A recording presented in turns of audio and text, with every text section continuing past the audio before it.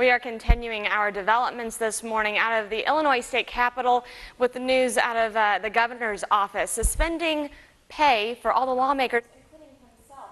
We have Ben Yount with Illinois Watchdog this morning talking about the new developments. Ben, what's going on?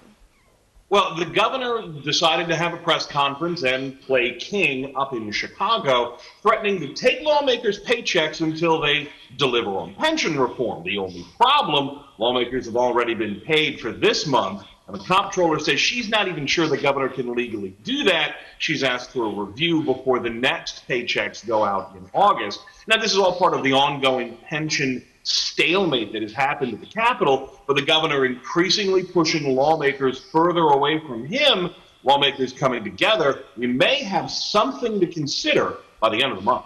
Well, and we talked to you before how they have had committees that have been developed for this pension crisis and been coming back and forth to the Capitol for special sessions and still nothing.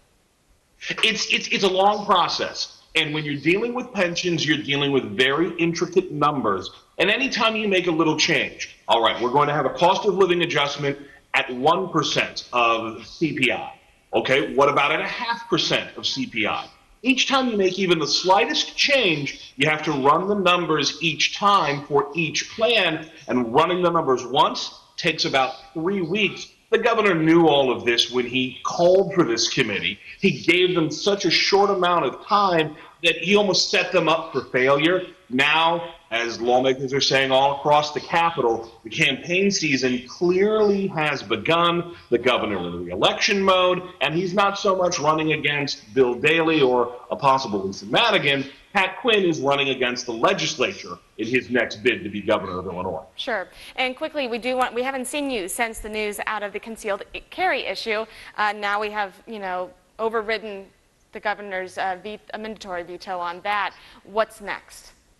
Don't carry a gun today. It is the law of the land, but it's not legal to put a gun on your hip.